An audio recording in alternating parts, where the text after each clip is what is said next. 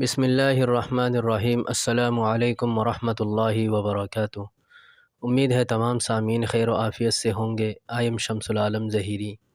آج کے ویڈیو کا ٹاپک ہے خواب بیان کرنے والے کے لیے دعا کرنا۔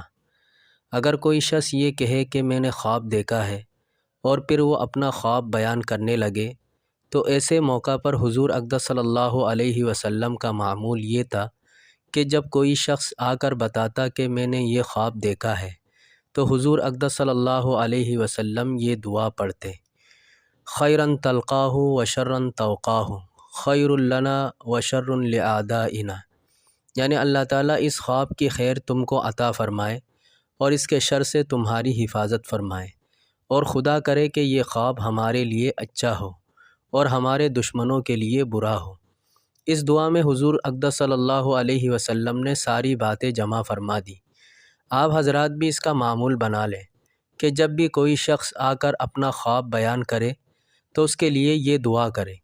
اگر عربی میں یاد نہ ہو تو اردو ہی میں کر لیں۔ یہ ہے خواب کے آداب اور خواب کی حیثیت۔ بس ان باتوں کو ذہن میں رکھنا چاہیے۔ لوگوں میں بہت سی فضولیات خواب کے بارے میں پھیلی ہوئی ہے، ان سے اپنے آپ کو بچانا چاہیے۔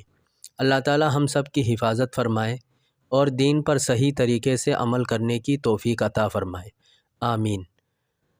والسلام علیکم ورحمۃ اللہ وبرکاتہ۔